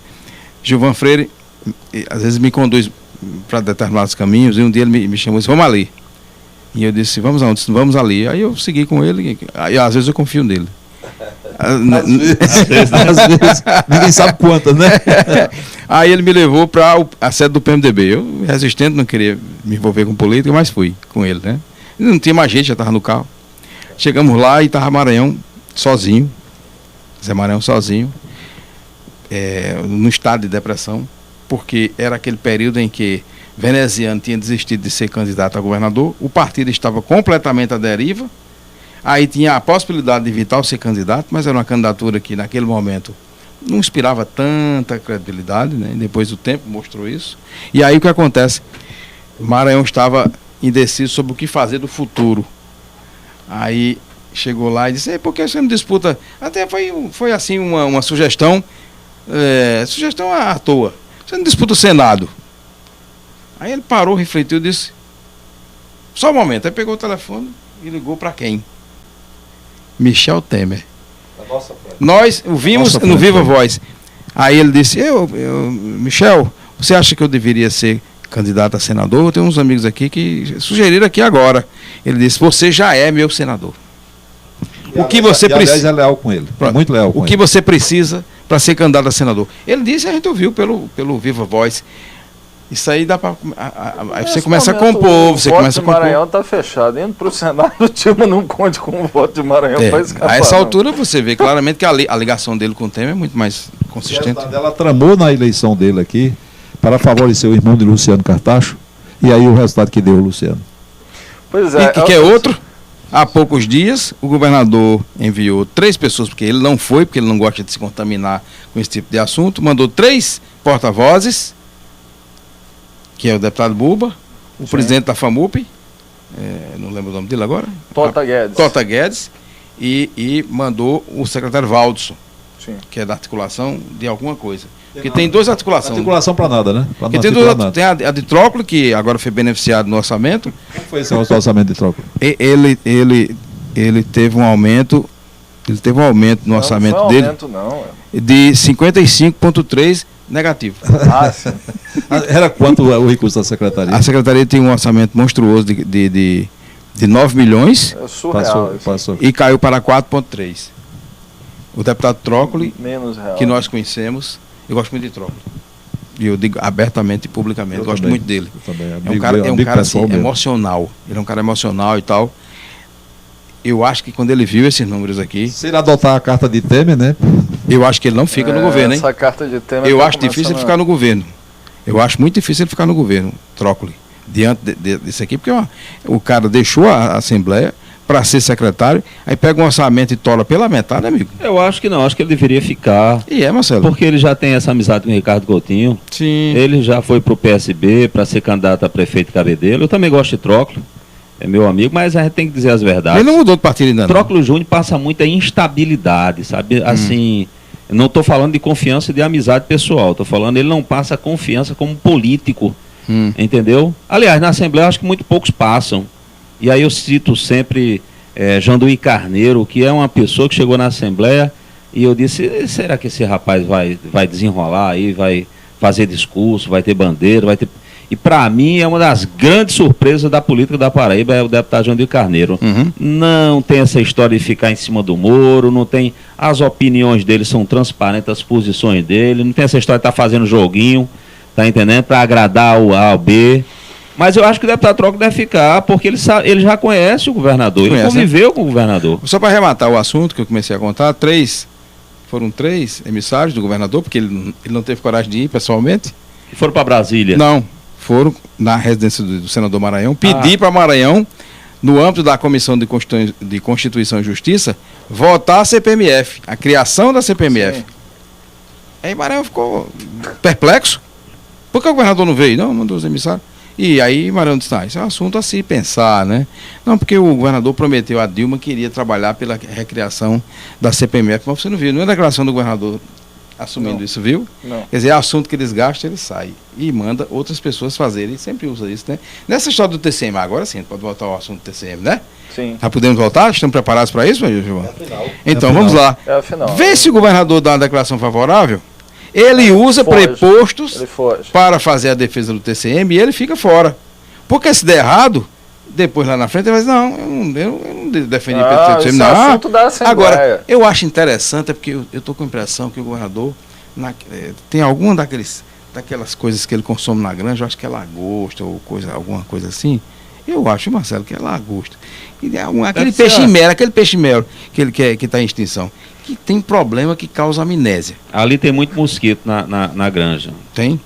Tem também, né? Zica. Mas eu acho Pode ser a zica. A zica não. Não? Eu acho que é excesso de lagosta ou daquele mero, aquele peixe que Você não sente que a cabeça dele tem diminuído? Não, tem não, é. Não, tem não.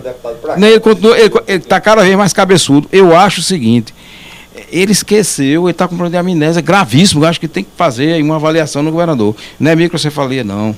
É outra coisa. Se está crescendo a hidrocefalia. Não, sabe o que é? Tem alguma coisa acontecendo. Tem algo acontecendo, sabe por quê?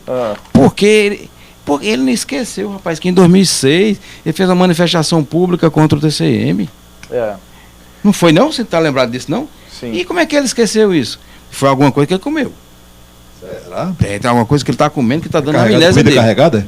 Deve ser. Deve ser, viu, Janildo? O que é que você acha? Eu não tenho como opinar sobre o que o governador está comendo. Deixa ele comer. Marcelo, será que é excesso de lagosta? O cardápio da casa dele já foi público, da granja já sempre foi. Agora, excesso de lagosta. Eu não tive tempo suficiente de procurar essa matéria, mas vocês podem me ajudar se ela existiu realmente.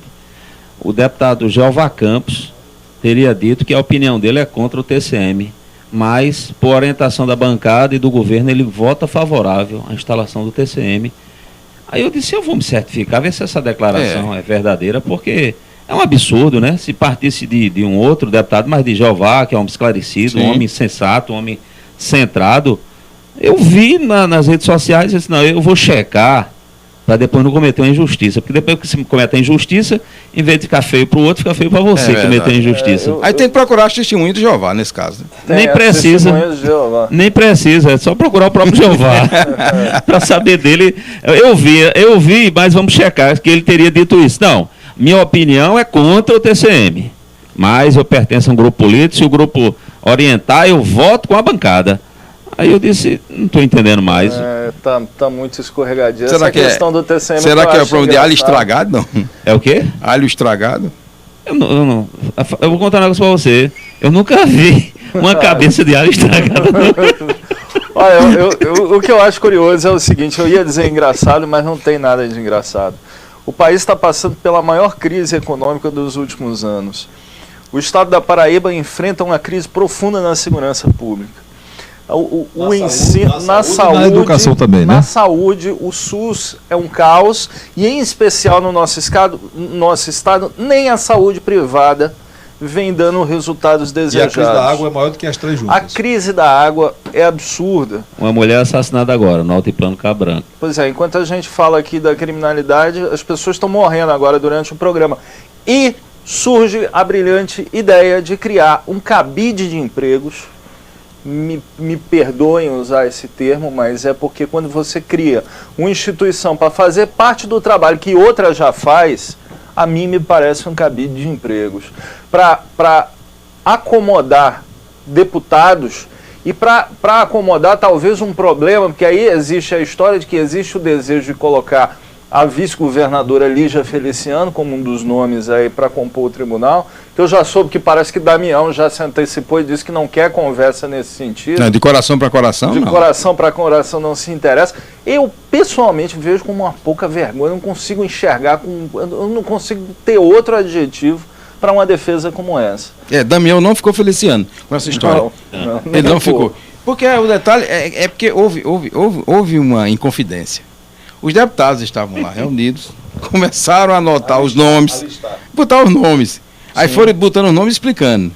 Livânia, secretária, não, porque ela não está bem, o governador tem compromisso, não quer tal. Então, uma forma de contemplá-la e, digamos, livrar-se dela, entre aspas, é claro que ela é uma técnica respeitada, a gente não pode falar livrar-se, mas livrar-se entre aspas. Aí vem Gilberto Carneiro. Gilberto Carneiro, homem de confiança do governador, está em todas as ações jurídicas que o governador operador do governo. Pois é. Então, conhece empresas bem, a DESC. Ele está em todas as ações do governo. No polo, ações, ora no polo ativo, ora no polo passivo. E as reações também. Então vamos lá. Ó, Dom Bezerra. Aí vem. Aí vamos lá, na sequência. Na sequência, né? Tem que obedecer, né? Aí tem Oriolano? Lindolfo Pires. Porque o deputado não quer mais ser candidato e é um homem que, quando o governador precisou dele... Precisou, é verdade. Favorece o suplente. Além disso, favorece o suplente, que é Vázio, né? Aí o quarto, Dom Bezerra, o nosso Odom, né, da OAB, que aliás, naquele momento que o nome dele foi especulado para o TCM, deu azar. Logo depois ele perdeu a eleição, não foi da OAB? Foi. Ele perdeu? Não. Ele perdeu, não. Ele perdeu porque ele não foi candidato. O candidato que ele apoiava não ganhou, né? A vitória foi tida como uma vitória contra ele. Foi, não foi? A vitória de Paulo Maia. Pois é, que coisa terrível, né? Aí veio o nome da vice-governadora Lígia. Por que Lígia? Odom, porque Odom é advogado do governador. Aí eu vou dizer porque se livra mesmo. Sim, porque ele pega Lígia, joga no TCM, né? Em tese ela iria gostar porque era um cargo vitalício. E aí ele tem a chance de eleger o vice dele pela Assembleia Legislativa, que no caso já estava nome carimbado, Estela Isabel. Também para não passar o governo para a Lígia. Não, aí passaria para... Se ele for candidato a senador, ele não confiaria nela. Jamais. Aí ele passa para quem? Para a Estela, porque esse é o nome, o nome da predileção do governador. Nessa hipótese da Assembleia eleger de forma indireta o vice, o nome seria de Estela Bezerra, né? Então aí ele sairia do governo para ser candidato a qualquer coisa. Ele não é candidato a presidente da República, não?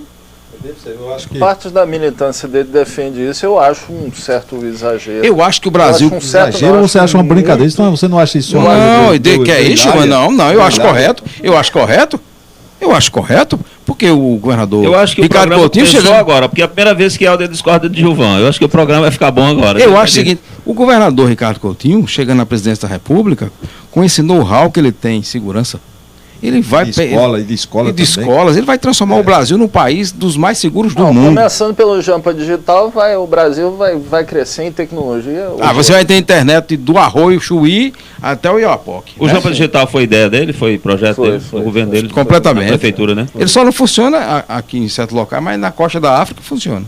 Pega.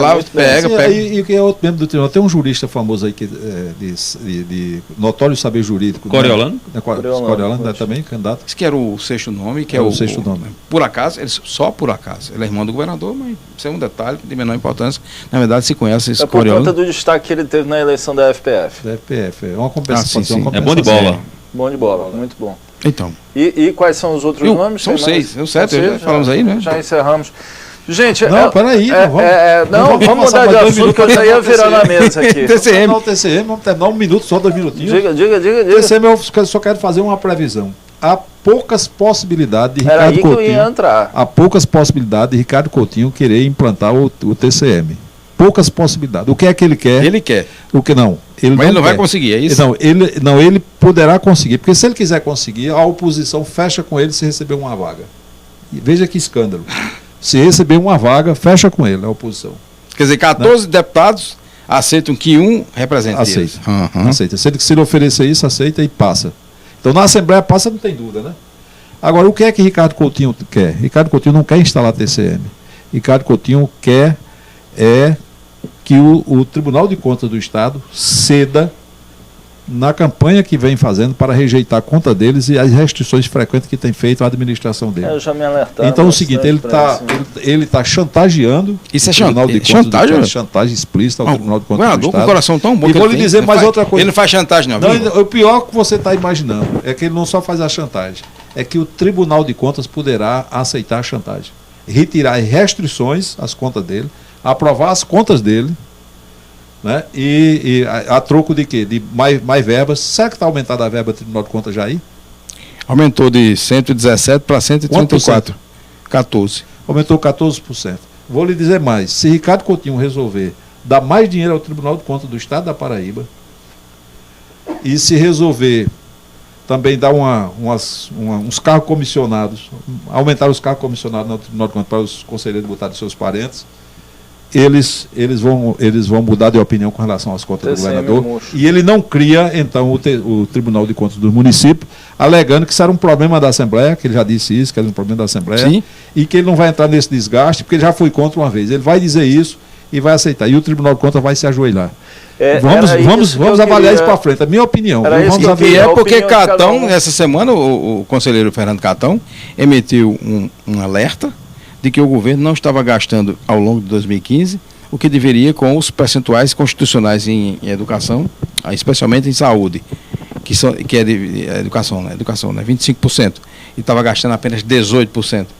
E com o Fundeb, que são verbas federais, ele teria que gastar 60% do Fundeb com o salário de professores, e ele gasta apenas 52%. Ou seja, em sumas, o governador só tem 2 chances, de aprovar na Assembleia, até por unanimidade, se resolver dar uma vaga à oposição, e tem a possibilidade de responsabilizar a Assembleia pela criação, por esse movimento de criação do TCM, embora ele seja o criador do TCM, que é obrigado a mandar uma mensagem para a Assembleia, né, criando o TCM novamente, né, mas ele vai dobrar o Tribunal de Contas do Estado, presta atenção que é o que eu estou dizendo, ele vai dobrar o Tribunal de Contas do Estado da Paraíba, que vai mudar, já está mudando, nos bastidores, de opinião com relação às restrições que faz as contas dele. Sobre as contas dele. Helder Moura, cria ou não cria o TCM, o governador? Se ele quiser, ele cria. Agora, eu acho que ele tem grandes obstáculos jurídicos. Quiser, não, sua aposta. Eu acho que ele não vai conseguir criar. Não vai conseguir criar. Gilvan Freire? Eu acho que ele não precisa criar, porque ele está usando como arma contra o Tribunal do Estado e o Tribunal vai ceder. Marcelo José. Ele não queria carregar essa cruz pro resto da vida dele, não. Ele está usando só, como diz o Gilvan, aquela história de Cunha e Dilma, a história da chantagem mesmo. Um balão de ensaio, né? Eu discordo desse negócio da chantagem. Você discorda? O governador é um homem de um coração muito bom. Ele não se passa para fazer chantagem. Olha, eu tive uma notícia muito boa aqui, porque realmente a gente entrou com um atrasozinho. e eu estava preocupado com o tempo. Acabei de receber um aviso aqui que nós temos mais 10 minutos. E aí eu vou pedir o outro vídeo, que eu já estava meio conformado aqui, mas vou pedir o próximo vídeo. Que a audiência interna aqui tá boa, né? Tá muito boa. Pelo menos o pessoal que está aqui dentro está adorando o programa. E é a primeira vez que a gente está fazendo um programa com aliados, viu?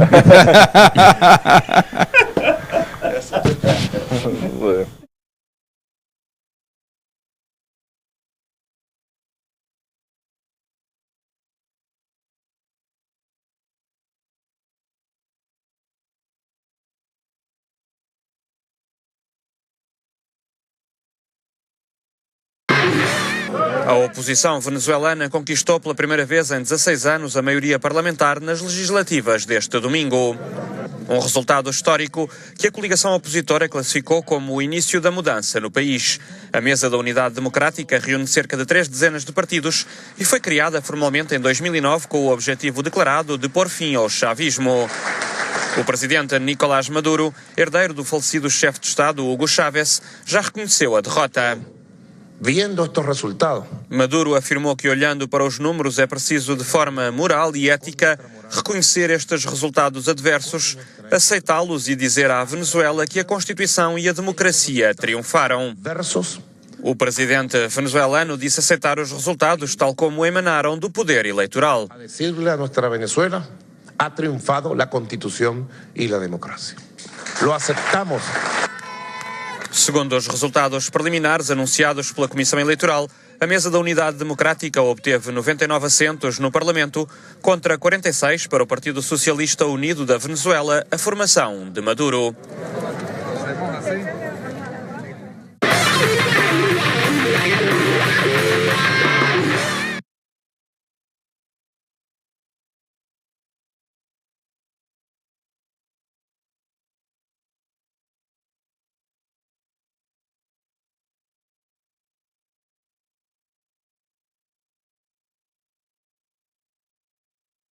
Mas nós vimos conversando aqui, enquanto o pessoal de casa assistiu o vídeo, que no mundo inteiro nós estamos vendo uma mudança de direção e na América Latina está sendo visível essa mudança. Sim, é verdade. Não é isso, Helder?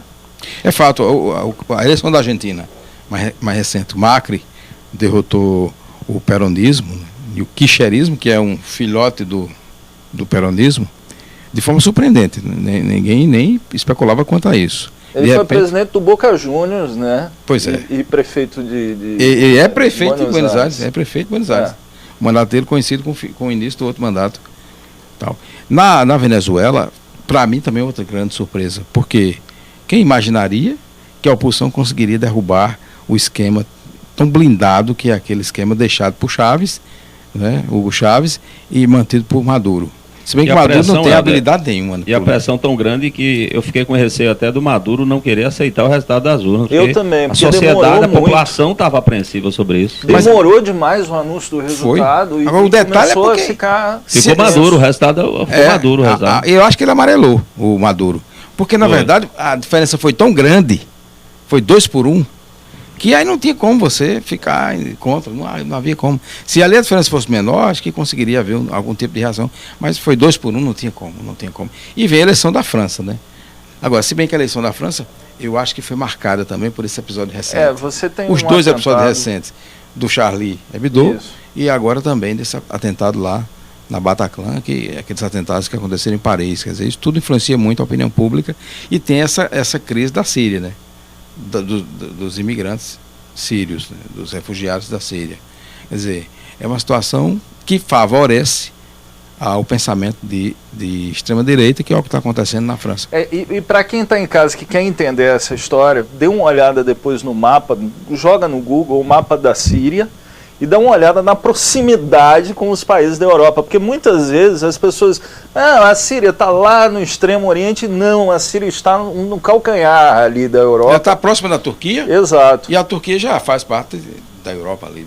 E é um problema evidente para eles. Agora, aqui na América Latina, a que se deve essa mudança, Júlio? Eu acho que esgotamento de um modelo que é utópico, diletante, baseado em intelectuais de cátedra, né, sem experiência de governo, e também pelo uso do Estado. Né, o uso do Estado para fins partidários, fins políticos e aproveitamento de líderes mais à esquerda. Então, eu acho que esse fracasso está na Argentina, esse fracasso está na Venezuela, esse fracasso está no Brasil, ele é irreversível. E a minha grande preocupação é saber para onde vão os petistas depois de sair do governo no Brasil. Quer dizer, estão sem pátria, né? Era isso que eu ia perguntar. Porque... Não tem mais corrente política internacional que eles possam se integrar. Né? E depois o seguinte, o mais grave de tudo, isso está acontecendo muito no Brasil, que é a escravização do eleitor, a escravização do voto. Quer dizer, o Estado financiar socialmente, financiar a exclusão social, financiar a inclusão social, para disso aí tirar a escravização do voto. Transformar o pobre em preso eleitoral, para poder sustentar esse modelo, que no final de contas, ele é menos operativo e mais corrupto do que qualquer outro na história, pelo menos no nosso país.